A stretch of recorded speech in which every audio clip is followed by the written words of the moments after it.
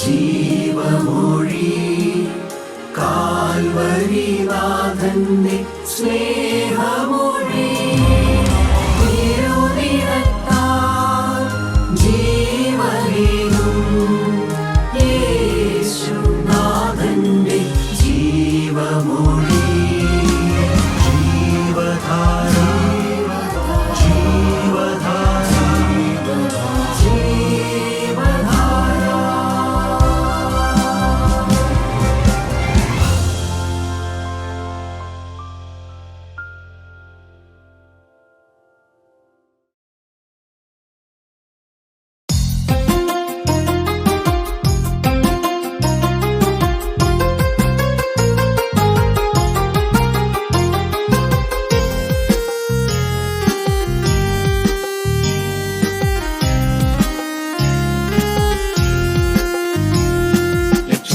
ലക്ഷം ദൂതസേവിതരിതാ ലക്ഷം ദൂതസേവിതരിതാ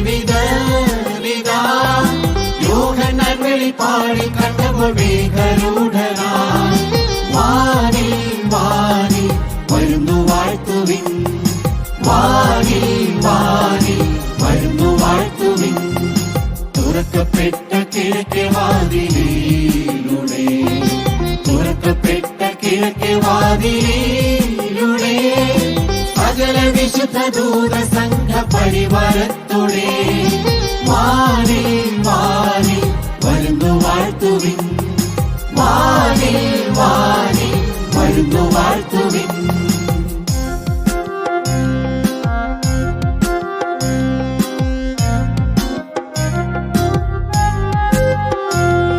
കിരൂബുകൾ സറാഫുകൾ ദൂതരിവർ കിരൂബുകൾ സറാഫുകൾ ദൂതരിവർ സ്വർണ്ണ കാഹളം കഴുത്തിലേന്തിയ വിശുദ്ധ ഗീതക്കാർ വാനിൽ വാനിൽ വരുന്നു ശീഘ്രമായി വാനിൽ വാനിൽ വരുന്നു ശീഘ്രമായി ആത്തുപാടുന്നോർത്തു കേൾക്കുവീനത് ആത്തുപാടുന്നോർത്തു കേൾക്കുവീനത് വലിയ പെരുവെള്ളത്തിനിരച്ചിൽ കൊത്തതാമൊലി വാനിൽ വാനിൽ അതിഗംഭീരമാ. ദൈവത്തിൻ്റെ പരിശുദ്ധ നാമം മഹത്വപ്പെടുമാറാകട്ടെ. എസ്തേറിൻ്റെ പുസ്തകം പഴയ നിയമത്തിലെ ഒരു സ്ത്രീ കഥാപാത്രമാണ് എസ്തേർ. എസ്തേറിൻ്റെ പുസ്തകം 8-ാം അധ്യായത്തിൻ്റെ 6-ാമത്തെ വാക്യം നമുക്ക് വായിക്കാം. 8:6. എന്റെ ജനത്തിന് വരുന്ന അനർത്ഥം ഞാൻ എങ്ങനെ കണ്ട് സഹിക്കും? എൻ്റെ ജനത്തിന് വരുന്ന അനർത്ഥം ഞാൻ എങ്ങനെ കണ്ട് സഹിക്കും? എന്റെ വംശത്തിന്റെ നാശവും ഞാൻ എങ്ങനെ കണ്ട് സഹിക്കും? എൻ്റെ വംശത്തിൻ്റെ നാശവും ഞാൻ എങ്ങനെ കണ്ട് സഹിക്കും? അവിടെയാണ് ഹൃദയത്തിൽ തീയുള്ളതായ, ആത്മാവിൻ്റെ തീ വന്നതായ ഒരു വനിതയാ, ഒരു സ്ത്രീയെ നാം ഇവിടെ കാണുകയാണ്. ദൈവമക്കളെ, ദൈവത്തിൻ്റെ ആത്മാവ് മനുഷ്യൻ്റെ ഹൃദയത്തിൽ തീയായിട്ട് വരുമ്പോൾ മാത്രമേ ഇതുപോലെയുള്ള വാക്കുകളൊക്കെ വായിൽ നിന്ന് വരികയുള്ളൂ. അവൾ എന്തെങ്കിലും പ്രാർത്ഥിക്കുകയല്ല ചെയ്തത്. അവൾ ഒരു സുന്ദരിയായ ഒരു സ്ത്രീയായിരുന്നു എസ്തേർ. അവൾ ഒരു രാജാവിൻ്റെ രാജ്ഞിയാണ്, മഹർഷിയാണ്, അവർ പട്ടമഹർഷിയാണ്. അവൾക്ക് വിവാഹം കഴിഞ്ഞിട്ട് അധികമൊന്നും ആയിട്ടില്ല. അങ്ങനെ നാം ചിന്തിച്ചാൽ ലോകപ്രകാരമുള്ളതായ ആ ഒരു ഉന്നത പദവിയിൽ ഒരു രാജാവിൻ്റെ രാജ്ഞിയായിട്ട് വാഴുന്ന ഒരു സ്ത്രീ, ഒന്നിനും കുറവില്ല, സൗന്ദര്യത്തിനും കുറവില്ല, ആരോഗ്യത്തിനും പ്രശ്നമില്ല, എല്ലാം തികഞ്ഞതായ ഈ ലോകത്തിൽ ഒരു ഭാഗ്യവതി എന്ന് വിളിക്കാനുള്ളതായ എല്ലാ സൗഭാഗ്യങ്ങളും അവൾക്കുണ്ടെന്നാണ് മനുഷ്യരായ നമ്മുടെ കാഴ്ചപ്പാടിൽ അതെല്ലാം ഉണ്ട്. പക്ഷേ ഇവൾ ഹൃദയത്തിൽ ദുഃഖിക്കുകയാണ്. ഇതെല്ലാം ഉണ്ടെങ്കിലും അവളുടെ ഹൃദയം ദുഃഖത്തിലാണ്. എന്താണ് അവളുടെ ഹൃദയത്തിലെ ദുഃഖത്തിൻ്റെ കാര്യം? രോഗമല്ല, പണമല്ല, ദാമ്പത്യ കലഹമല്ല, ഭാര്യാഭർത്തൃ കലഹമോ ഒന്നുമല്ല. എൻ്റെ ജനം നശിച്ചു പോകുന്നു, എൻ്റെ ജനത്തിന് വരുന്ന നാശം, അനർത്ഥം ഞാൻ എങ്ങനെ കണ്ട് സഹിക്കും? എൻ്റെ വംശത്തിൻ്റെ നാശവും ഞാൻ എങ്ങനെ കണ്ട് സഹിക്കും? പ്രിയപ്പെട്ടവരെ, നിങ്ങൾക്ക് അങ്ങനെ ഒരു വേദന അനുഭവപ്പെട്ടിട്ടുണ്ടോ? നിങ്ങൾ വിവാഹം കഴിഞ്ഞൊരു വീട്ടിൽ ചെന്ന് കാണും, അയ്യോ എൻ്റെ കുടുംബം നശിച്ചു പോകുന്നല്ലോ, എൻ്റെ വംശം നശിച്ചു പോകുന്നല്ലോ, ഞാൻ എങ്ങനെ ഇത് സഹിക്കും? എനിക്ക് എന്തിന് പരിഹാരം വരുത്താൻ പറ്റും? ഞാൻ എങ്ങനെ ഇത് സഹിക്കും? നൊമ്പരപ്പെടുന്ന ഒരു വനിതയെ നമ്മുടെ കാണുകയാണ്. അതാണ് ആത്മാവിൻ്റെ തീ എന്ന് പറയുന്നത്. പ്രിയപ്പെട്ട സഹോദര, നിനക്കൊരു കുടുംബമുണ്ടല്ലോ, നിനക്കും പാരൻസൊക്കെ കാണുമല്ലോ. നിന്റെ പാരൻസ് ദൈവരാജ്യത്തിലെത്താത്ത ഒരവസ്ഥ നീ എങ്ങനെ സഹിക്കും? നീയും നിന്റെ കുടുംബവും അല്ലെങ്കിൽ നിന്റെ പങ്കാളിയും നശിച്ചു പോകുന്നൊരവസ്ഥ. അയ്യോ, എൻ്റെ കുടുംബത്തിന് വരാൻ പോകുന്ന അനർത്ഥം ഞാൻ എങ്ങനെ സഹിക്കും? പ്രിയപ്പെട്ടവരെ, ഇവിടെ വന്നിരിക്കുന്ന ഭാര്യ ഭർത്താക്കന്മാർക്ക് അങ്ങനെ ഒരു വേദന അനുഭവപ്പെട്ടിട്ടുണ്ടോ? എൻ്റെ കുടുംബം നശിച്ചു പോകുന്നല്ലോ ദൈവമേ, എൻ്റെ കുടുംബത്തിൻ്റെ നാശം ഞാൻ എങ്ങനെ സഹിക്കും? തന്നെത്താൻ ആത്മഗതമെന്ന് വേണം. ആരോടെങ്കിലും പരിഭവം പറയുമൊന്നുമല്ല, ആരോടെങ്കിലും കേൾപ്പിക്കാൻ വേണ്ടി മൈക്ക് കൂടെ പറയുമൊന്നുമല്ല. അവൾ തന്നെത്താൻ ദൈവസന്നിധി ഇരുന്നു കൊണ്ട് പറയുന്ന വാക്കാണ്, എൻ്റെ ജനത്തിൻ്റെ അനർത്ഥം ഞാൻ എങ്ങനെ സഹിക്കും? പ്രിയപ്പെട്ടവരെ, അവിടെയാണ് കുടുംബങ്ങളുടെ അഭിവൃദ്ധി ആരംഭിക്കുന്നത്. അവിടെയാണ് വ്യക്തിത്വത്തിൻ്റെ ആ പ്രകാശമുള്ള ജീവിതം ആരംഭിക്കുന്നത്. അവിടെയാണ് വ്യക്തിപരമായി ആത്മീയമായ ഉയർച്ചയുണ്ടാകുന്നത്. തന്നെത്താൻ റിയലൈസ് ചെയ്യുകയാണ്, ഇന്നത്തെ അവസ്ഥയിൽ എൻ്റെ കുടുംബം അനർത്ഥത്തിലേക്കാണ് പോകുന്നത്. ഇന്നത്തെ സ്ഥിതിയിൽ എൻ്റെ മക്കളും എൻ്റെ മാതാപിതാക്കന്മാരും ഞങ്ങൾ ആകപ്പാടെ ഒരനർത്ഥത്തിൻ്റെ, ഒരു നാശത്തിൻ്റെ അവസ്ഥയിലാണ് ജീവിക്കുന്നത്. അത് തന്നെത്താൻ ദൈവത്തോട് പറയുകയാണ്. എത്രയോ വർഷങ്ങൾക്ക് മുമ്പ് ആ ഒരു രാജ്ഞി തന്നെത്താനിരുന്ന് പറഞ്ഞ വാക്ക് ദൈവത്തിൻ്റെ വചനമാകുന്ന വേദപുസ്തകത്തിൽ എഴുതി വച്ചിരിക്കുന്നു. എൻ്റെ ജനത്തിൻ്റെ അനർത്ഥം, എൻ്റെ വംശത്തിൻ്റെ നാശം ഞാൻ എങ്ങനെ സഹിക്കും? എനിക്കെന്തെങ്കിലും ചെയ്യാൻ പറ്റുമോ? ആ നാശം ഒഴിവാക്കാൻ എനിക്ക് എന്തെങ്കിലും ചെയ്യാൻ പറ്റുമോ? ഞാൻ എങ്ങനെ ഇത് കണ്ട് സഹിക്കും? എനിക്ക് എന്തെങ്കിലും ചെയ്യാൻ പറ്റുമോ? പ്രിയപ്പെട്ടവരെ, ആത്മാവ് ഹൃദയത്തിലേക്ക് കടന്നു വന്നു, വചനം ഹൃദയത്തിലേക്ക് കടന്നതിൻ്റെ അനുഭവമാണിതെല്ലാം. നമുക്കറിയാം എന്താ സംഭവിച്ചത്. നമുക്കറിയാം, യഹൂദന്മാരന്ന് അഹശ്വേരോശ് രാജാവിൻ്റെ രാജ്യത്ത് അടിമകളെ പോലെ ജീവിക്കുന്ന കാലം. പക്ഷെ അവിടെ ഹാമാൻ എന്ന് പറയുന്ന ഒരു മന്ത്രി, ആ മന്ത്രി രാജാവിൻ്റെ പ്രതാപിയായി വാഴുന്ന കാലം. പക്ഷേ അവൻ ഈ കൊട്ടാരത്തിലെ അങ്ങോട്ടും ഇങ്ങോട്ടൊക്കെ നടക്കുമ്പോൾ ആ രാജകൊട്ടാരത്തിലെ ഒരു ജോലിക്കാരനായ യഹൂദനായ ഒരു മൊർദെഖായി എന്ന പേരുള്ള ഒരു മനുഷ്യൻ, എല്ലാവരും കുമ്പിട്ട് വണങ്ങുന്നു. പക്ഷേ യഹൂദനായ മൊർദെഖായി ഇങ്ങനെ മനുഷ്യരെ കുമ്പിടുന്നില്ല. മനുഷ്യനായി എനിക്ക് എൻ്റെ സ്ഥാനത്തെയും മാനത്തെയും ഒന്നും അവൻ അത്ര ആദരിക്കുന്നില്ല. അവനൊരു അഹങ്കാരം കൊണ്ട് അവൻ തീരുമാനിച്ചു, ഇവൻ ഒരാളെ ഉപദ്രവിച്ചാൽ എന്താ കാര്യം, അതുകൊണ്ട് അവൻ്റെ ആ കുലത്തെ തന്നെ തകർക്കുക. അന്നത് യഹൂദാജനമായിരുന്നു. എന്നുവെച്ചാൽ അവർ ദൈവത്തെ വിളിക്കുന്നൊരു ജനം, സത്യദൈവത്തെ വിളിക്കുന്നൊരു ജനം. പ്രിയപ്പെട്ടവരെ, മനുഷ്യന് പണവും പ്രതാപവും സ്ഥാനവും മാനവും അധികാരവും എല്ലാം കയ്യിൽ കിട്ടുമ്പോഴേക്ക് ഇതുപോലെയുള്ളതായ ചിലതെല്ലാം ഹൃദയത്തിലേക്ക് വരും. എന്നെ മാനിക്കാത്തവരെ എല്ലാം ഉന്മൂലമാക്കണം, എന്നെ അംഗീകരിക്കാത്തവനെ എല്ലാം തീർത്ത് കളയണം. രാജാവിൻ്റെ അധികാരമെല്ലാം കയ്യിലുള്ള കാലം. 3:15. അഞ്ചൽക്കാർ രാജകൽപ്പന പ്രമാണിച്ച് ക്ഷണത്തിൽ പുറപ്പെട്ടു പോയി ശൂഷൻ രാജധാനിയിലും ആ തീർപ്പ് പരസ്യം ചെയ്തു. രാജാവും ഹാമാനും കുടിപ്പാനിരുന്നു. ശൂഷൻ പട്ടണമോ കലങ്ങിപ്പോയി. അധികാരമുള്ളവർ കുടിക്കാനും മദ്യപിക്കാനും ഉല്ലസിക്കാനും എല്ലാം അങ്ങനെ രസിക്കുക. പക്ഷെ പാവപ്പെട്ട ജനം കലകിപ്പോയി. ദൈവത്തെ വിളിക്കുന്ന ജനം കലകിപ്പോയി. അധികാരമുള്ളവർ ആനന്ദിച്ചു, ദൈവത്തെ വിളിച്ച ജനം കലങ്ങിപ്പോയി. പക്ഷേ എസ്തേറിന് ഇതൊന്നും വിഷയമല്ല. 4-ാം അധ്യായത്തിന്റെ 3-ാമത്തെ വാക്യം ഒന്ന് വായിച്ചേ. 4-ാം അധ്യായത്തിന്റെ 3-ാമത്തെ വാക്യം.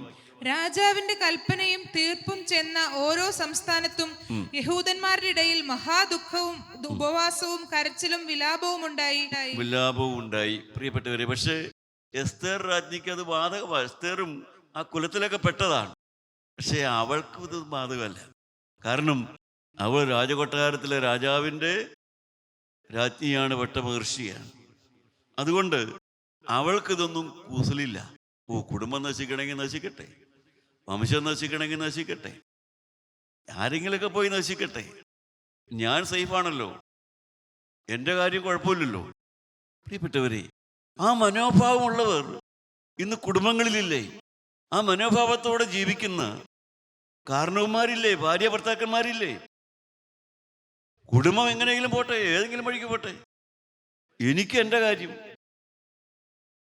എനിക്ക് എൻ്റെ സുഖം, എനിക്ക് എൻ്റെ മദ്യപാനം, എനിക്ക് എൻ്റെ വഴി, അതൊക്കെ എവിടെയെങ്കിലും പോട്ടെ, മറ്റുള്ളവർക്ക് എന്തും സംഭവിക്കട്ടെ, അവർ കരയോ നിലവിളിക്കുകയോ എന്തും ചെയ്യട്ടെ. പക്ഷെ എനിക്ക് എൻ്റെ ഇഷ്ടം, എനിക്ക് എൻ്റെ കാര്യം, മറ്റുള്ളവർ ഏതെങ്കിലും പോട്ടെ. ബുദ്ധിമാനികളായ അപ്പന്മാര് മാത്രമൊന്നുമല്ല, യുവതികളായിട്ട് പല വീട്ടിലേക്ക് എത്തുന്ന മരുമക്കൾക്ക് പോലും മനോഭാവം ഇതാ. അതൊക്കെ എങ്ങനെയും കിടക്കട്ടെ, എനിക്ക് എൻ്റെ കാര്യം. പല അമ്മായിമ്മമാർക്കും അത് തന്നെയാ ഭാവം. മരുമകൾ അവളെന്ന് വേണ്ടി കരയട്ടെ, അവളെന്ത് ചെയ്യട്ടെ, എനിക്ക് എൻ്റെ കാര്യം. എസ്തേറിനൊരു കുലുക്കവും ഇല്ല. കാരണം എനിക്ക് ഈ എൻ്റെ കാര്യം. അവൾക്ക് ധാരാളം ഒഴിവുകൾ പറയാനുണ്ട്. അവിടെ ഒക്കെ വായിച്ചാൽ അവൾ കാണും, അയ്യോ എനിക്കങ്ങനെ ഇപ്പോൾ ഒന്നും ചെയ്യാൻ പറ്റത്തില്ല, ഞാനൊരു രാജാവിൻ്റെ രാജ്ഞിയാണ്, എനിക്ക് രാജാവിടെ ഒന്നും ചെയ്യാൻ പറ്റത്തില്ല. ധാരാളം ഒഴിവുകളുണ്ട് പറയാനായിട്ട്. ദൈവമക്കളെ, നമുക്കുമെല്ലാം ഒരു ഭവനത്തിന് വേണ്ടിയൊക്കെ നിൽക്കാൻ, അല്ലെങ്കിൽ ആ ഭവനത്തെ വെളിച്ചത്തിലേക്ക് കൊണ്ടുവരുവാൻ ധാരാളം ഒഴിവുകൾ പറയാനുണ്ട്. അവരെങ്ങനെയാ, ഇവരെങ്ങനെയാ, എനിക്കിപ്പോൾ അതിനൊക്കെ നേരമുണ്ടോ, എനിക്ക് വേറെ കാര്യങ്ങളില്ലേ, അങ്ങനെയൊക്കെ പ്രാർത്ഥിക്കാനൊക്കെ എനിക്ക് നേരമുണ്ടോ?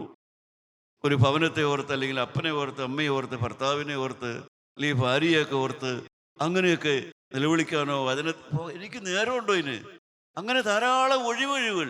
ആരെങ്കിലൊക്കെ എവിടെയെങ്കിലും പോയി ചെയ്യട്ടെ, എനിക്ക് നേരമുണ്ടോ ഇതിനൊക്കെ? അങ്ങനെ അവഗണിക്കുന്നവരുമുണ്ട്, ഒഴിവുകൾ പറയുന്നവരുണ്ട്, നിസ്സാരമായി കാണുന്നവരുമുണ്ട്. ദൈവമക്കളെ, എസ്തേറും അങ്ങനെ. അതൊക്കെ ഇപ്പം അവൾ പിന്നീട് പറഞ്ഞു, എൻ്റെ ജനത്തിൻ്റെ വരുന്ന അനർത്ഥം ഞാൻ അങ്ങനെ കണ്ട് സഹിക്കുമെന്നെല്ലാം പറയുന്നത് വളരെ കഴിഞ്ഞിട്ടാണ്. പക്ഷെ അവളുടെ ആദ്യത്തെ അനുഭവം, ആരെങ്കിലൊക്കെ എവിടെയെങ്കിലൊക്കെ പോട്ടെ, എനിക്കെന്താ. എന്നാൽ അങ്ങനെ ആ മനോഭാവത്തോടെ ഇരിക്കുന്ന ആ എസ്തേറിന് മാറ്റം വരാൻ തുടങ്ങി. ദൈവമക്കളെ, എപ്പോഴാണ് ഒരു ഭവനത്തിന്, അല്ലെങ്കിൽ ഭവനത്തിലുള്ളവർക്ക്, അല്ലെങ്കിൽ ഒരു ഭർത്താവിന്, അല്ലെങ്കിൽ ഒരു അപ്പന്, അല്ലെങ്കിൽ ഒരു അമ്മയ്ക്ക് സ്വന്തം കുടുംബത്തെക്കുറിച്ചും സ്വന്തം ഉത്തരവാദിത്തത്തെക്കുറിച്ചെല്ലാം ഒരു സുബോധം വരാൻ തുടങ്ങുന്നത് എപ്പോഴാണ്? കല്യാണം കഴിച്ച ഉടനെ വരുമോ? മക്കളുണ്ടായ ഉടനെ വരുമോ? വരുന്നില്ല. എപ്പോഴാണ് വരുന്നത്? 4-ാം അധ്യായത്തിന്റെ 13-ാമത്തെ വാക്യം. മൊർദെഖായി എസ്തേറിനോട് മറുപടി പറവാൻ കൽപ്പിച്ചത്, നീ രാജധാനിയിൽ ഇരിക്കയാൽ എല്ലാ യഹൂദന്മാരിലും വെച്ച് രക്ഷപ്പെട്ടുകൊള്ളാമെന്ന് നീ വിചാരിക്കേണ്ട. മൊർദെഖായി പറഞ്ഞു വിട്ടു എന്ന് വെച്ചാൽ ദൈവത്തിന്റെ വചനം അവളുടെ ഉള്ളിലേക്ക് ചെന്നു. ശക്തിയുള്ള ദൈവത്തിന്റെ വചനം അവളുടെ ഉള്ളിലേക്ക് ചെന്നു. എന്തായിരുന്നു ചെന്നതായ വചനം? നിനക്ക് പ്രശ്നമൊന്നും വരില്ല എന്ന് നീ വിചാരിച്ചിരിക്കല്ലേ. പ്രിയപ്പെട്ടവരെ, ദൈവവചനം അകത്തേക്ക് ചെന്നപ്പോഴാണ് അവളെ തന്നെ കാണാൻ തുടങ്ങി. അവൾക്ക് സുബോധം വരാൻ തുടങ്ങി. ദൈവമക്കളെ, ദൈവവചനം കേൾക്കുന്നത് വരെയും മനുഷ്യൻ അവൻ്റെതായ ഒരു ആറ്റിറ്റ്യൂഡുണ്ട്. എനിക്കെന്നാ കുഴപ്പപ്പേ, ഞാൻ എന്ത് ചെയ്യാനാ, അങ്ങനെയൊക്കെയാണ് എല്ലാം അങ്ങനെ, ഞാൻ എന്ത് ചെയ്യാനാ, എനിക്കിപ്പോൾ ഇതൊക്കെ നോക്കാൻ നേരമുണ്ടോ? പക്ഷേ വചനം അവളോട് ചെന്നപ്പോൾ അപ്പോഴും അവൾ രാജ്ഞി തന്നെയാണ്, അപ്പോഴും അവൾ രാജാവിൻ്റെ രാജ്ഞിയാണ്. പക്ഷേ വചനം കടന്നു ചെന്ന് കഴിഞ്ഞപ്പോൾ പ്രിയപ്പെട്ടവരെ, അവൾക്കൊരു കാര്യം മനസ്സിലായി. ഞാൻ എൻ്റെ ജനത്തെ സ്നേഹിക്കുന്നില്ല. ഞാൻ എൻ്റെ ജനത്തെ ആത്മാർത്ഥമായി സ്നേഹിക്കുന്നില്ല. പ്രിയപ്പെട്ടവരെ, ദൈവത്തിൻ്റെ വചനം നിങ്ങളുടെ ഉള്ളിലേക്ക് വരുമ്പോഴേ നിങ്ങൾക്ക് സുബോധം വരികയുള്ളൂ. നിന്റെ ഭവനത്തിലുള്ളതായ നിന്റെ പാരൻസിനെ, അല്ലെങ്കിൽ നിന്റെ പങ്കാളിയെ, നിന്റെ ഭർത്താവിനെ, അല്ലെങ്കിൽ നിന്റെ ഭാര്യയെ, നിന്റെ കൂടെയുള്ളവരെ നീ ഹൃദയം കൊണ്ട് സ്നേഹിക്കുന്നില്ല. നീ ഹൃദയപൂർവ്വം സ്നേഹിക്കുന്നില്ല. അതാണ് പറഞ്ഞത്. മൊർദെഖായി വേറെ ഒന്നും പറഞ്ഞില്ല, അവൾക്ക് വേറെ ഒരു കുറ്റവും പറഞ്ഞില്ല. ഹൃദയം കൊണ്ട് സ്നേഹിക്കുന്നുണ്ടെങ്കിൽ നിനക്ക് ചെയ്യാൻ പലതുമുണ്ട്. ഹൃദയം കൊണ്ട് നിന്റെ ജനത്തെ നീ സ്നേഹിക്കുന്നുണ്ടെങ്കിൽ നിനക്ക് ചെയ്യാൻ പലതുമുണ്ട്. അതാണ് മൊർദെഖായി പറഞ്ഞു കൊടുത്തു. പ്രിയപ്പെട്ടവരെ, വചനം ഹൃദയത്തിലേക്ക് കടന്നു വരെ മനുഷ്യരായ നമ്മളെല്ലാവരും, ഞാൻ ഉൾപ്പെടെ, എൻ്റെ പാരൻസിന് സ്വർഗത്തിലെത്തണമെന്ന് പ്രാർത്ഥിക്കണമെന്ന് എനിക്കുണ്ടായിരുന്നില്ല.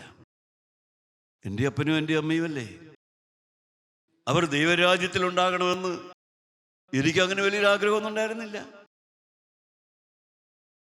ഞാൻ അവരുടെ മോനായിട്ട് വളർന്നതല്ലേ, അവരല്ലേ എന്നെ പഠിപ്പിച്ചത്. പക്ഷേ അവർ ദൈവരാജ്യത്തിലുണ്ടാകണമെന്നുള്ളതായ ഒരാഗ്രഹമോ പ്രാർത്ഥനയോ എൻ്റെ കുടുംബം ദൈവത്തിൻ്റെ വെളിച്ചത്തിലേക്ക് വരണമെന്നു, എൻ്റെ പാരൻസ്, എൻ്റെ സഹോദരനൊക്കെ ദൈവക്കളെ ഈ വെളിച്ചത്തിലേക്ക് വരണമെന്നൊരാഗ്രഹം എനിക്കുണ്ടായിരുന്നില്ല. പക്ഷേ വചനം അങ്ങോട്ട് ചെന്നപ്പോഴാണ്, ദൈവത്തിൻ്റെ ശക്തിയേറിയ വചനം ഹൃദയത്തിലേക്ക് വന്നപ്പോഴാണ് ഹൃദയത്തെ ചലനമുണ്ടായത്. അപ്പോഴാണ് വീട്ടിലുള്ളവരെ കുറിച്ച്, അവരോടുള്ള പെരുമാറ്റത്തെക്കുറിച്ച്, അവരുടെ വേദനയെക്കുറിച്ച്, എൻ്റെ വാക്കും പെരുമാറ്റവും മൂലം അവർക്കുണ്ടാകുന്ന സങ്കടത്തെക്കുറിച്ച്, അവരുടെ ആത്മാവിൻ്റെ മരണം കഴിഞ്ഞാൽ അവരുടെ ആത്മാവിൻ്റെ അവസ്ഥ എന്തായിരിക്കും, ഇതെല്ലാം എനിക്കൊരു ബോധം വന്നത് ദൈവത്തിൻ്റെ വചനം എൻ്റെ ഉള്ളിലേക്ക് ചെന്നപ്പോഴാണ്. വചനം ചെന്നപ്പോഴാണ് എനിക്ക് എന്നെക്കുറിച്ച് തന്നെ ബോധം വന്നത്. മരണം കഴിഞ്ഞാൽ എൻ്റെ അവസ്ഥ എന്ത്, എൻ്റെ അപ്പനമ്മയും മരിച്ചു കഴിഞ്ഞാൽ എൻ്റെ അവസ്ഥ എന്ത്. എനിക്ക് വേണമെങ്കിൽ അവരുടെ ശവഞ്ചോകത്തോളത്ത് വെച്ച് പള്ളിയിലെ പാട്ടൊക്കെ പാടി, നിങ്ങൾ നിന്നൻ പ്രിയരെ പിരിയുന്ന സ്വീകരണം ഞാൻ നേടാനർത്തിപ്പോ എന്നൊക്കെ പാട്ടൊക്കെ പാടി പള്ളി കൊണ്ടേ അടക്കാം, ശവക്കൂട്ടെ കൊണ്ടേ വരെ അടക്കാം. പക്ഷേ അതുകൊണ്ട് ഞാൻ എൻ്റെ തോളത്ത് ചുമന്നുകൊണ്ട് പോയ പെട്ടിക്കകത്ത് കിടക്കുന്ന എൻ്റെ അപ്പൻ്റെ ആത്മാവ് സ്വർഗത്തിൽ ഉണ്ടാകുമെന്ന് എനിക്ക് ഉറപ്പുണ്ടോ? അവിടെയാണ് ദൈവത്തിൻ്റെ വചനം എൻ്റെ ഹൃദയത്തിലേക്ക് വന്നു. വചനം ഹൃദയത്തിലേക്ക് വന്നപ്പോൾ അവൾ ചിന്തിക്കാൻ തുടങ്ങി. പ്രിയപ്പെട്ടവരെ, അങ്ങനെയാണ് മനുഷ്യൻ്റെ ആത്മീയം ആരംഭിക്കുന്നത്. നമുക്ക് വേറൊരു സന്ദർഭം വായിച്ചു നോക്കാം. യോശുവയുടെ പുസ്തകം 6-ാം അധ്യായം 23-ാമത്തെ വാക്യം വായിക്കാം. അവിടെയും നാം വേറൊരു സ്ത്രീയെ കാണുന്നുണ്ട്, രാഹാബ് എന്ന പേരുള്ളതായ ഒരു വേശ്യ.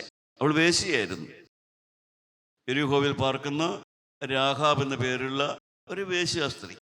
പക്ഷേ അവളും അക്കാലത്തെ യോശുവ എന്ന പ്രവാചകൻ അയച്ചതായ ദൈവവേലക്കാരുമായി സംസാരിക്കാനിട വന്നു. വലിയ കൺവെൻഷനൊന്നും പോയില്ല.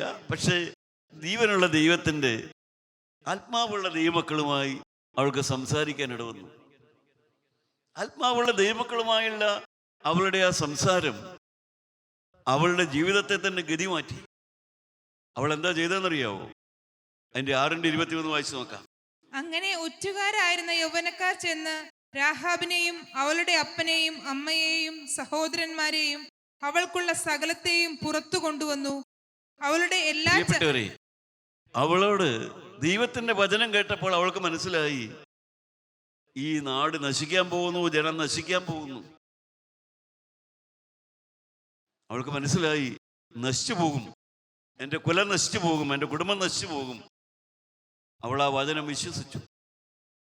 ദൈവത്തിൻ്റെ ആത്മാവുള്ള ദൈവമക്കളുമായുള്ള സംസർഗം, അവരുമായുള്ള ആ ഉപദേശം കേട്ടപ്പോൾ അവൾക്ക് മനസ്സിലായി, എൻ്റെ അപ്പനെയും എൻ്റെ അമ്മയെയും എൻ്റെ സഹോദരങ്ങളെയും എൻ്റെ ചാർച്ചക്കാരെയും എങ്ങനെയും എനിക്ക് നാശത്തിൽ നിന്ന് രക്ഷിക്കണം. ആ നാശത്തിൽ നിന്ന് അവരെ രക്ഷിക്കണം. അവളുടെ ഹൃദയത്തിൽ ആഗ്രഹമുണ്ടായി. അവളുടെ സ്വഭാവം ചീത്തയാണ്, എല്ലാം ചീത്തയാ. എൻ്റെ പ്രിയപ്പെട്ട വേശ്യാസ്ത്രീയാണ് അവൾ.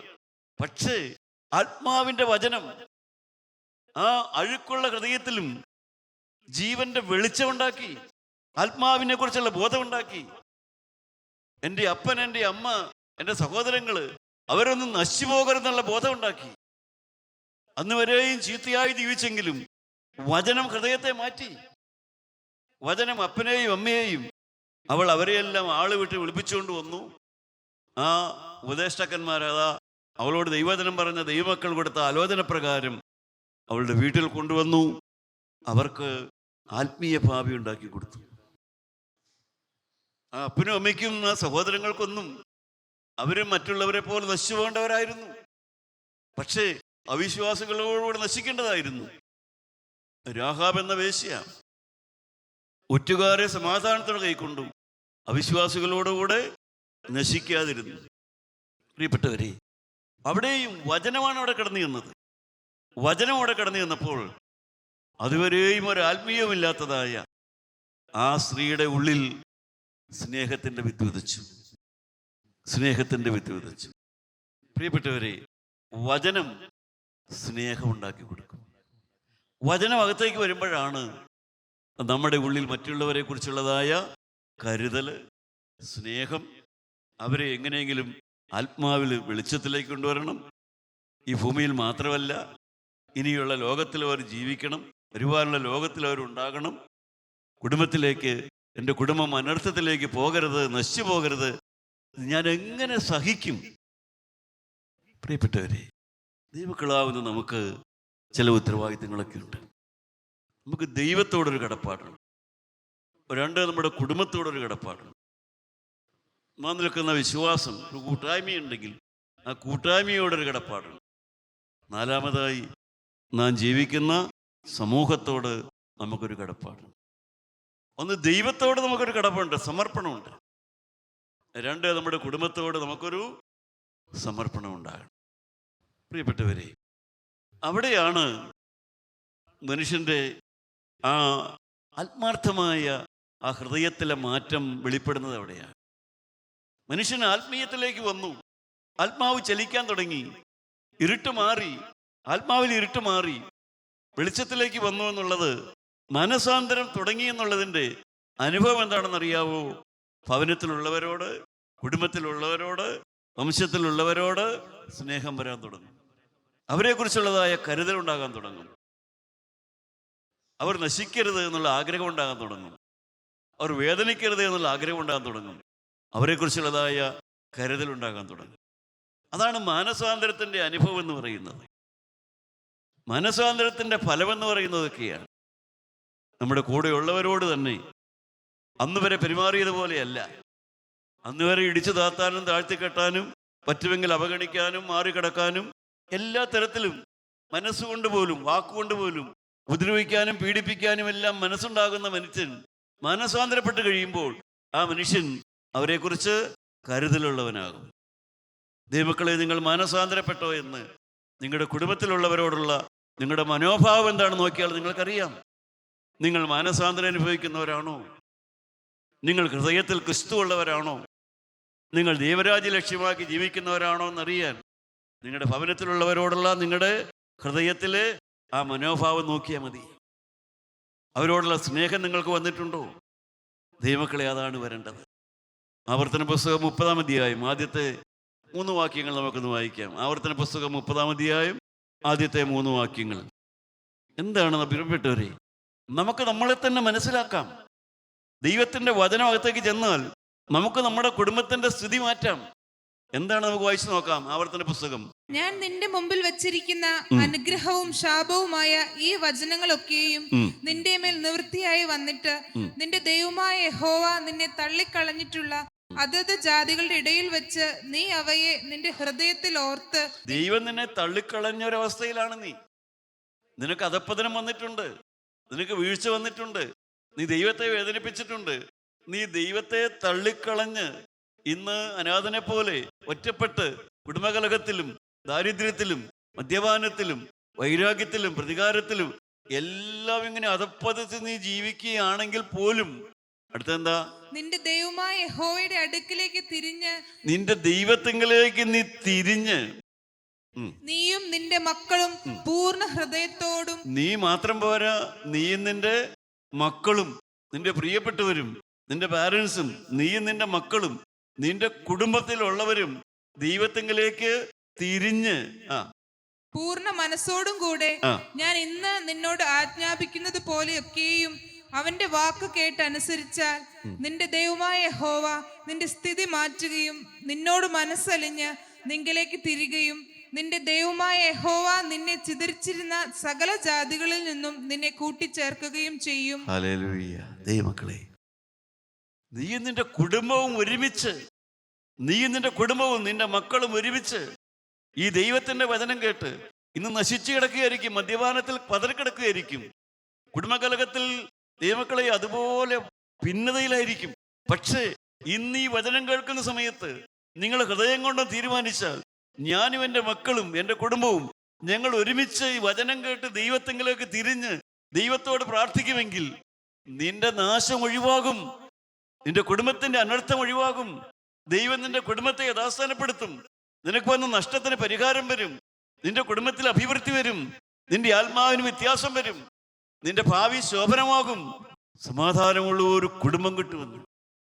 നീയും നിന്റെ മക്കളും നിനക്ക് ദൈവം തന്നിട്ടുള്ളവരും എല്ലാം കൂടെ ഒരുമിച്ച് ദൈവത്തെങ്കിലേക്കൊന്ന് പ്രാർത്ഥിക്കാൻ തിരിഞ്ഞാൽ, പ്രിയപ്പെട്ടവരെ, അനുഭവിച്ചാൽ ഇത്ര മധുരമായിട്ട് വേറൊന്നുമില്ല. സുവിശേഷം കുടുംബമായിട്ട് ഭാര്യയും ഭർത്താവും മക്കളും എല്ലാവരും ദൈവത്തിൻ്റെ വചനത്തോട് ചേർന്നുള്ളതായ ഒരു കുടുംബമുണ്ടത്. ഒരുമിച്ച് മുട്ടുമടക്കുന്ന മക്കളും മാതാപിതാക്കന്മാരും, പ്രിയപ്പെട്ടവരെ, അവരുടെ പ്രായമായ ആൺമക്കളും അവരുടെ ഭാര്യമാരായ മക്കളും എല്ലാം ഒരുമിച്ച് മുട്ടുകുത്തുന്ന ഒരു കുടുംബം, ഒരു ക്രൈസ്തവ കുടുംബം നിങ്ങൾക്ക് സങ്കല്പിക്കാൻ പറ്റുമോ? അവിടെ ദൈവമുണ്ട്, അവിടെ ദൈവത്തിൻ്റെ ആത്മാവുണ്ട്. അതങ്ങനെ ആക്കി തീർക്കാൻ പറ്റും. സഹോദര, അതിന് നീ വിനയപ്പെടണം. എന്ത് ചെയ്യണം? അതിന് മൊർദെഖായി വചനം കൊടുത്തു. അടുത്ത വാക്യം എന്താ? 14-ാമത്തെ വാക്യം, 4-ാം അധ്യായം 14-ാമത്തെ വാക്യം. നീ ഈ സമയത്ത് മിണ്ടാതിരുന്നാൽ യഹൂദന്മാർക്ക് മറ്റൊരു സ്ഥലത്തു നിന്ന് ഉദ്ധാരണവും രക്ഷയും ഉണ്ടാകും, എന്നാൽ നീയും നിന്റെ പിതൃഭവനവും നശിച്ചു പോകും. ദൈവത്തിന് സ്തോത്രം. പ്രിയപ്പെട്ടവരെ, മനുഷ്യൻ നീതിയോടെ ജീവിക്കുന്നവൻ എങ്ങനെയും രക്ഷപ്പെടും.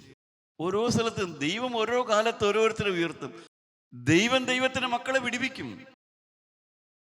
ദൈവത്തിന്റെ മക്കൾ കൈവെടിപ്പുള്ളവൻ അല്ലേ? ഇയ്യോബിന്റെ പുസ്തകത്തിലെ പറയുന്നത് കൈവെടിപ്പുള്ളവൻ. 17-ാം അധ്യായം 9-ാമത്തെ വാക്യം. നീതിമാനോ തന്റെ വഴിയെ തുടർന്ന് നടക്കും, കൈവെടിപ്പുള്ളവൻ മേൽക്കുമേൽ ബലം പ്രാപിക്കും. പ്രിയപ്പെട്ടവരെ, കൈ മിടുക്കല്ല, കൈ വെടിപ്പ്. കൈമിടുക്കുള്ളവനല്ല. ഇന്ന് കൈമിടുക്കിനാണ് വില. പക്ഷെ ദൈവം പറയുന്നു കൈമിടുക്കിനല്ല, കൈ വെടിപ്പായിരിക്കണം. ജീവിതം വിശുദ്ധമായിരിക്കണം, കൈ വെടിപ്പായിരിക്കണം. കൈ കൊണ്ട് മർദ്ദിക്കാനുള്ളതല്ല, കൈ കൊണ്ട് വിര ചൂണ്ടാനുള്ളതല്ല, കൈ മദ്യം തൊടാനുള്ളതല്ല, കൈ അരുതാത്തതിനുള്ളതല്ല, അശുദ്ധിക്കുള്ളതല്ല, അന്യന്റെ ഭാര്യയെ തലോടാനുള്ളതല്ല, പരസ്ത്രീയെ തലോടാനുള്ളതല്ല, അത് സ്വന്തം ഭാര്യയെ സൂക്ഷിക്കാനുള്ളതാണ്. കൈ വെടിപ്പുള്ളവൻ മേൽക്കുമേൽ ബലം പ്രാപിക്കും. പ്രിയപ്പെട്ടവരെ, കൈ വെടിപ്പാണെങ്കിൽ അതിൽ തന്നെ ഒരു അനുഗ്രഹമുണ്ട്. കൈ വെടിപ്പുള്ളവൻ മേൽക്കുമേൽ ബലം പ്രാപിക്കും.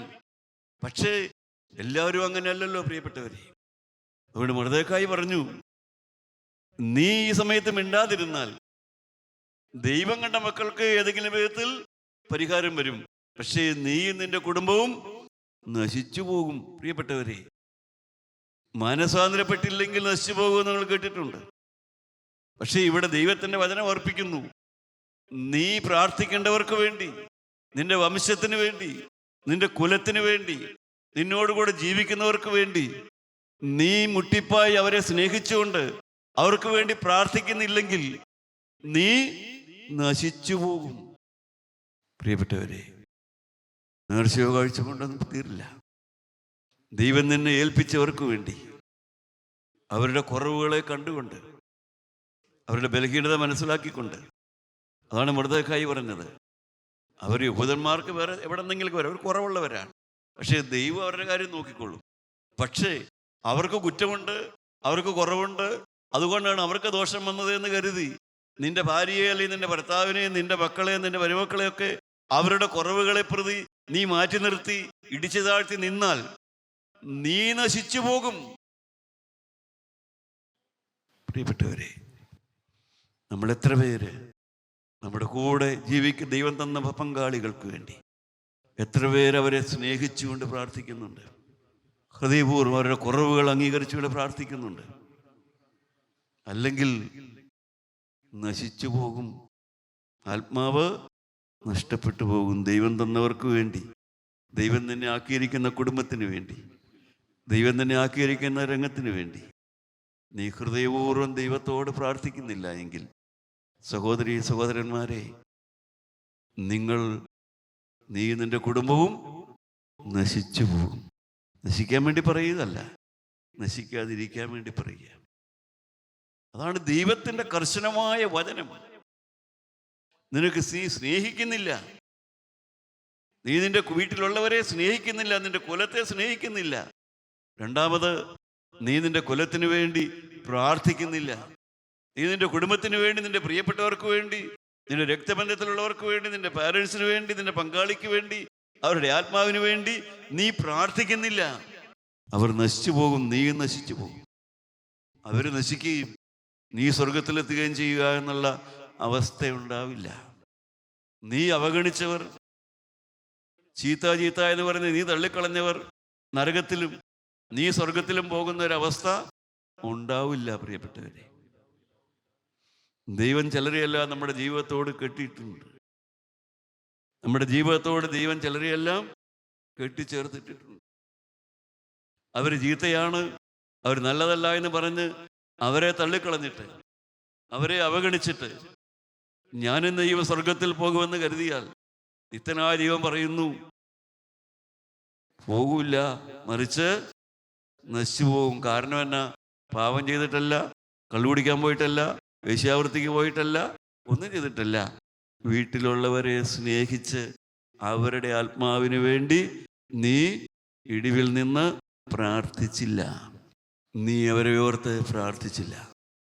പ്രിയപ്പെട്ടവരെ, തിരുത്താൻ എന്തെങ്കിലും ഉണ്ടോ? ജീവിതത്തിൽ മാറ്റം വരുത്താനുണ്ടോ? വചനം കേട്ടി പോയിട്ട് ജീവിതത്തിൽ ഒരുമിച്ചിരുന്ന്, ഭാര്യ ഭർത്താക്കന്മാരെല്ലാം ഒരുമിച്ചിരുന്ന്, അല്ലെങ്കിൽ എല്ലാം ഒരുമിച്ചിരുന്ന്, കർത്താവേ, ഞാൻ എൻ്റെ ഭവനത്തിന് വേണ്ടി ഒരു തീയായി നിൽക്കുന്നുണ്ടോ? ഒരു കത്തുന്ന മെഴുകുതിരി പോലെ കത്തുന്നുണ്ടോ? ഒരു മെഴുകുതിരി കത്തിത്തീരുന്നത് പോലെ നീ എൻ്റെ ഭവനത്തിന് വേണ്ടി, ആ ഭവനത്തിലുള്ളവർക്ക് വേണ്ടി, പ്രിയപ്പെട്ടവരെ, ജാഗരിച്ച് നീ പ്രാർത്ഥിച്ച് നിൽക്കുന്നുണ്ടോ? അതോ വെറുപ്പ് കാണിച്ച്, നീരസം കാണിച്ച്, ഇഷ്ടക്കുറവാണോ കാണിക്കുന്നത്? ദൈവമക്കളെ, നമുക്ക് തിരുത്താം. ദൈവത്തിൻ്റെ വചനം കർശനമായി സ്നേഹത്തോടെ ദൈവം സംസാരിക്കുമ്പോൾ നാം നശിക്കാതിരിക്കാനാണ് ദൈവം പറയുന്നത്. 16-ാമത്തെ വാക്യം വായിച്ചു നോക്കാം. ഇത് കേട്ടതായ എസ്തേർ എന്ത് പറഞ്ഞു? ദൈവത്തിൻ്റെ വചനഭാഗത്തേക്ക് എന്നപ്പോൾ അവൾ എന്ത് പറഞ്ഞു?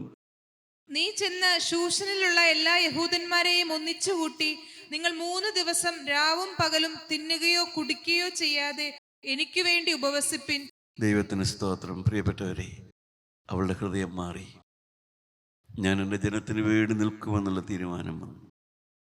ഞാൻ എൻ്റെ ജനത്തിൻ്റെ നാശമല്ല, എൻ്റെ ജനത്തിന് വേണ്ടി എന്നാലാവത് ഞാൻ ചെയ്യും. എൻ്റെ കുടുംബത്തിന് വേണ്ടി, എൻ്റെ കുടുംബത്തിൻ്റെ ആത്മീയ അഭിവൃദ്ധിക്ക് വേണ്ടി, എൻ്റെ കുടുംബത്തിൽ സ്നേഹം നിലനിൽക്കാൻ വേണ്ടി, എൻ്റെ കുടുംബത്തിൻ്റെ അഭിവൃദ്ധിക്ക് വേണ്ടി എന്നാലാവത് ഞാൻ ചെയ്യും. നിങ്ങൾ പോയി എനിക്ക് വേണ്ടി ഉപവസിപ്പീനിൽ.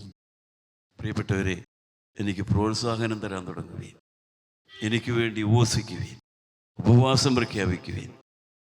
അവരെല്ലാവരും 3 ദിവസം ഉപവസിച്ചു കഴിഞ്ഞപ്പോൾ സംഭവിച്ചതെന്തെന്നറിയാവോ? ദൈവം ആ സ്ഥിതിക്ക് മാറ്റം വന്നു. ദൈവം ആ സ്ഥിതി മാറ്റിക്കൊടുത്തു. ഉപവാസത്തോടുകൂടി പ്രാർത്ഥിച്ചു. പ്രിയപ്പെട്ടവരെ, നിങ്ങളുടെ ശരീരത്തെ പോഷിപ്പിക്കാതെ, നിങ്ങളുടെ ഉല്ലാസങ്ങളോട് യാത്ര പറഞ്ഞ്, നിങ്ങളുടെ കുടുംബം ഇന്ന് കെടുതിയിലാണെങ്കിൽ, ബുദ്ധിമുട്ടിലാണെങ്കിൽ, സ്നേഹക്കുറവിലാണെങ്കിൽ, ദാരിദ്ര്യത്തിലാണെങ്കിൽ, ഇന്ന് പുതിയതൊന്നും തുടങ്ങുക. പ്രിയപ്പെട്ടവരെ, ഇന്ന് മദ്യപാനത്തിലാണോ? ഇന്ന് നല്ലൊരു രാത്രിയാണ്. ഇന്ന് നിൻ്റെ മദ്യപാനം മാറും. ഇന്ന് നിൻ്റെ ഇഷ്ടക്കുറവ് മാറ്റാം. ഇന്ന് നിൻ്റെ പിണക്കം മാറ്റാം. ഇന്ന് നിൻ്റെ നീരസം മാറ്റാം. ഇന്ന് നിനക്ക് പുതിയൊരു ഭാര്യയാകാം. ഇന്ന് നിനക്ക് പുതിയൊരു ഹൃദയം തരും. നിനക്ക് തന്നെ പഴയ ഭാര്യ തന്നെ, പക്ഷെ ഇപ്പോൾ ക്രിസ്തുവുള്ളൊരു പുതിയ ഭാര്യയാണ്. പുതിയ ഭർത്താവാണ്. ക്രിസ്തുവുള്ളൊരു പുതിയ ഭർത്താവ്. ആള് മാറിയില്ല, ഹൃദയം മാറി. നിങ്ങൾ എനിക്ക് വേണ്ടി ഉപവസിപ്പീൻ. അവൾ പ്രാർത്ഥനയുടെ വില മനസ്സിലാക്കി, ഉപവാസത്തോടെ പ്രാർത്ഥിക്കുന്നതിൻ്റെ വില മനസ്സിലാക്കി. ഫലം എന്തെന്നറിയാവോ? 8-ാം അധ്യായത്തിൻ്റെ 15-ാമത്തെ വാക്യം. എന്നാൽ മൊർദ്ദെഖായി നീലവും ശുഭ്രവുമായ രാജവസ്ത്രവും വലിയ പൊൻകിരീടവും ചണനൂൽ കൊണ്ടുള്ള രക്താംബരവും ധരിച്ച് രാജസന്നിധിയിൽ നിന്ന് പുറപ്പെട്ടു. ശൂഷൻ പട്ടണം ആർത്ത് സന്തോഷിച്ചു. ദൈവത്തിന് സ്തോത്രം. 3:15 നമ്മൾ വായിച്ചു, ശൂഷൻ പട്ടണം കലങ്ങിപ്പോയി.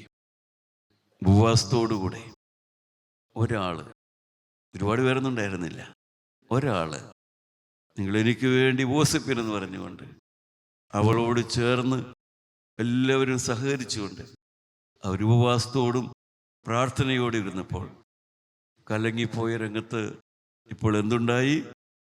ആ കുടുംബം ആർത്ത് സന്തോഷിച്ചു. കലങ്ങിയ കുടുംബങ്ങളെ സന്തോഷമുള്ള രംഗമാക്കി, കലങ്ങിപ്പോയ സാഹചര്യങ്ങളെ സന്തോഷത്തിൻ്റെ അനുഭവത്തിലേക്ക് വരുത്തി. ഉപവാസത്തിൻ്റെയും പ്രാർത്ഥനയുടെയും ശക്തി. ദൈവമക്കളെ, ദൈവം നമുക്ക് തന്നിരിക്കുന്ന ഏറ്റവും ശ്രേഷ്ഠമായൊരു അനുഭവമാണ് ജീവനുള്ള ദൈവത്തോട് പ്രാർത്ഥിക്കാനുള്ളതായൊരു കഴിവ്. വെറും കുറേ എഴുതപ്പെട്ട വാക്കുകൾ പറയില്ല, എഴുതപ്പെട്ട പ്രാർത്ഥന പ്രാർത്ഥിക്കാം, യാതൊരു തെറ്റുമില്ല. പക്ഷേ അതിലുപരി കുടുംബത്തിലുള്ളവരെ സ്നേഹിച്ചുകൊണ്ട്, അവരെ ചേർത്ത് പിടിച്ചുകൊണ്ട്, ആ കുറവുള്ളവരെ ചേർത്തുകൊണ്ട് ഉപവാസത്തോടും തൻ്റെ ഇടത്തോടെയല്ല, പാപ സാഹചര്യങ്ങളെ വിട്ട് പ്രാർത്ഥനയാലും ഉപവാസത്തോലമല്ലാതെ ഈ ജാതി ഒഴിഞ്ഞു പോകില്ല. പിശാചിൻ്റെ പിടിവിടണം പ്രിയപ്പെട്ടവരെ. നമ്മുടെ എല്ലാം കുടുംബങ്ങൾ ദുഷ്ടന്റെ കയ്യിൽ നിന്ന് വിടുവിക്കപ്പെടണം. പിശാചിൻ്റെ പ്രവൃത്തികളെ ഇപ്പോൾ തന്നെ മനുഷ്യപുത്രൻ ലോകത്തിലേക്ക് വന്നിരിക്കുന്നു. യേശുക്രിസ്തു ലോകത്തിലേക്ക് വന്നത് നമ്മളെ, നമ്മുടെ കുടുംബത്തെയെല്ലാം ദുഷ്ടന്റെ കയ്യിൽ നിന്ന് വിടുവിക്കാനാണ്. പ്രിയ ദൈവത്തിലെ, നീ അതിനു വേണ്ടി പ്രാർത്ഥിക്കണം. ദേവാലയത്തിലെ പ്രാർത്ഥിക്കുന്നിടത്ത് സുഗന്ധം ഉയരുന്നത് പോലെ ദൈവസന്നിധിയിലേക്ക് നമ്മുടെ സുഗന്ധം ഉയരണം. എന്തൊക്കെയാണ് നമുക്കുള്ളതായ സുഗന്ധം? വേണ്ടതായ സുഗന്ധം മറ്റൊന്നുമല്ല, അനുതാപത്തോടുകൂടിയുള്ള പ്രാർത്ഥന, ഉപവാസത്തോടുകൂടിയുള്ള പ്രാർത്ഥന, പാപം ഏറ്റുപറഞ്ഞുകൊണ്ട് പ്രാർത്ഥിക്കാം. നമ്മുടെ പുസ്തകം അടച്ചിട്ട് നമുക്ക് ചിന്തിക്കാം, ദൈവമക്കളെ എങ്ങനെ പ്രാർത്ഥിക്കണം? എൻ്റെ കുടുംബത്തിന് അനർത്ഥം കണ്ട് ഞാൻ എങ്ങനെ സഹിക്കും? എൻ്റെ കുടുംബം ഇങ്ങനെ ഐശ്വര്യമില്ലാതെ കലഹിച്ചും പിണങ്ങിയും കിടക്കുന്ന കണ്ട് ഞാൻ എങ്ങനെ സഹിക്കും? എൻ്റെ പങ്കാളി, എൻ്റെ അപ്പനും അമ്മയും നിത്യനരകത്തിലേക്ക് പോകുന്നത് ഞാൻ എങ്ങനെ സഹിക്കും? എന്നോടുകൂടെ ജീവിതം പങ്കുവെച്ച എൻ്റെ ഭർത്താവ് ഈ യേശുവിനറിയാതെ നിത്യനരകത്തിലേക്ക് പോകുന്നത് ഞാൻ എങ്ങനെ സഹിക്കും? എനിക്ക് വേണ്ടി ആയുസ് മുഴുവൻ വേർതിരിച്ച് എൻ്റെ ഭാര്യ ക്രിസ്തുവിനറിയാതെ സമാധാനമില്ലാതെ നശിക്കുന്നത് ഞാൻ എങ്ങനെ സഹിക്കും? ഞാൻ എങ്ങനെ സഹിക്കും? പ്രിയപ്പെട്ടവരെ, നമുക്ക് ദൈവത്തെങ്കിലേക്ക് കൈമലർത്താം, നമുക്ക് യേശുവിലേക്ക് കൈമലർത്താം. എസ്തേർ കൈമലർത്തി, ഉപവാസത്തോടുകൂടെ അവൾ കൈമലർത്തി. നമുക്കോ നമ്മുടെ പാപങ്ങളെ ഏറ്റുപറഞ്ഞുകൊണ്ട് നമുക്ക് പ്രാർത്ഥിക്കാം, കർത്താവേ, ഞാനും എൻ്റെ കുടുംബവും മഹാപാപത്തിൽ ജീവിച്ചവരാണ്, ഞങ്ങൾ ദൈവത്തെ വേദനിപ്പിച്ചവരാണ്. കർത്താവേ, കഴിഞ്ഞ കാലങ്ങളിൽ നീ എന്നും ചെയ്തിട്ടുണ്ട്. നീ ചെയ്ത ഉപകാരങ്ങളെ ഓർക്കുന്നു, നീ ചെയ്ത നന്മകളെ ഓർക്കുന്നു കർത്താവേ. എന്നാൽ അത് തക്കവണ്ണം ഞാൻ നന്ദിയുള്ളവനായിട്ടില്ല. നീ ചെയ്ത ഉപകാരങ്ങൾക്കൊത്തവണ്ണം ഞാൻ നന്ദിയുള്ളവനായിട്ടില്ല.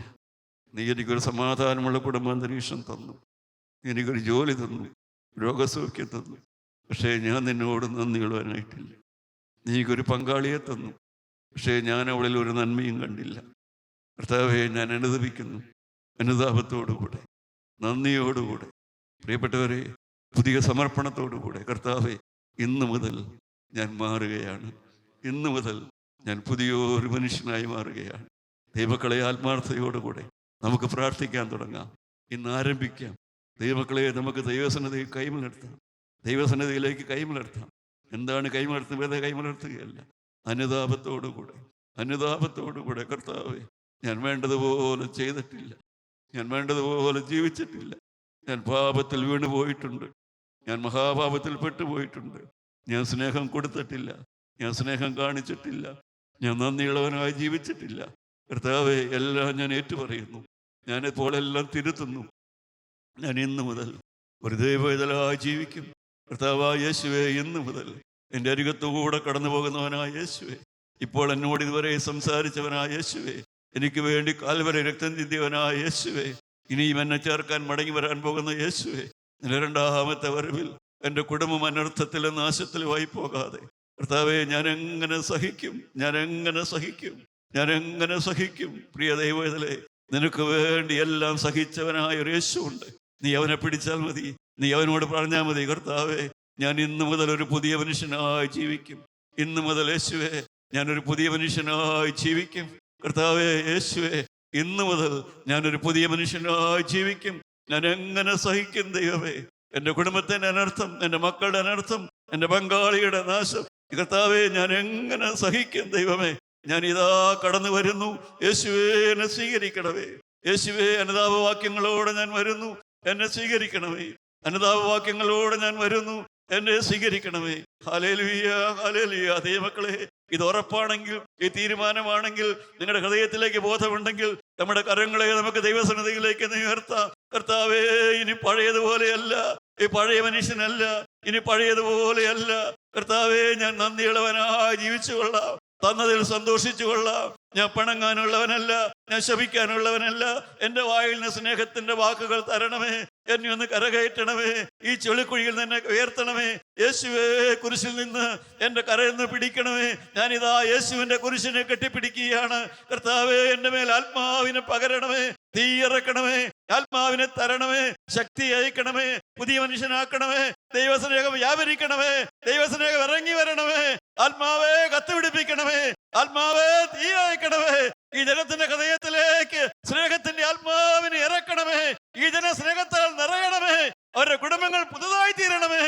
താവേ, ഹല്ലേലൂയ, ഹല്ലേലൂയ, ഹല്ലേലൂയ. ദൈവത്തെ ഉയർന്ന നാവുകളോടെ സ്തുതിപ്പീൻ പ്രിയപ്പെട്ടവരെ. ബന്ധനങ്ങൾ അഴിയട്ടെ, ശാപങ്ങൾ മാറട്ടെ, കുടുംബങ്ങൾ ഉയരട്ടെ, കുഞ്ഞുങ്ങൾ ഉയരട്ടെ, ദൈവരാജ്യത്തിലേക്ക് പ്രതികൾ ജനിക്കട്ടെ. അനേക കുടുംബങ്ങളിലേക്ക് ദൈവസ്നേഹം കത്തി ഇറങ്ങി വരട്ടെ. ഹല്ലേലൂയ, ഹല്ലേലൂയ, ഹല്ലേലൂയ, ഹല്ലേലൂയ, ഹല്ലേലൂയ, ഹല്ലേലൂയ. അരിമനാഥന്റെ ചുടുചോര നിങ്ങളുടെ ഹൃദയത്തിലേക്ക് ഇറങ്ങി വരട്ടെ. അരിമനാഥന്റെ ചുടുചോര നിങ്ങളുടെ ഹൃദയങ്ങളെ ചലിപ്പിക്കട്ടെ. നിങ്ങളുടെ കുഞ്ഞുങ്ങൾ അനുഗ്രഹം പ്രാപിക്കട്ടെ. പങ്കാളികൾ ഒരു മനസ്സുള്ളവരാകട്ടെ. ഭിന്നത വെടിയാം, വെറുപ്പ് വെടിയാം. പ്രിയപ്പെട്ടവരെ, ജീവനുള്ള ദൈവമേ, കരുണയുള്ള കർത്താവേ, നിങ്ങളുടെ മധ്യത്തിലേക്ക് നീ കടന്നു വന്ന വലിയ സ്നേഹത്തിനായി സ്തോത്രം. പരിശുദ്ധാത്മാവിന്റെ ശക്തി കർത്താവേ, ഹൃദയത്തെ ചൂടുപിടിപ്പിച്ച ദൈവസ്നേഹത്തിനായി സ്തോത്രം. യേശുവേ, ഇന്ന് മുതൽ ഞാനൊരു പുതിയ സൃഷ്ടി. ഈ മക്കളെ അനുഗ്രഹിക്കണമേ. അവരുടെ കുടുംബങ്ങൾ നശിക്കരുതേ. സമാധാനം വ്യാപരിക്കണമേ, ഐക്യം വ്യാപരിക്കണമേ. യേശു മൂലം പ്രാർത്ഥിക്കുന്നു. കൃപയോടെ ഉത്തരം തരുമാറാകണമേ.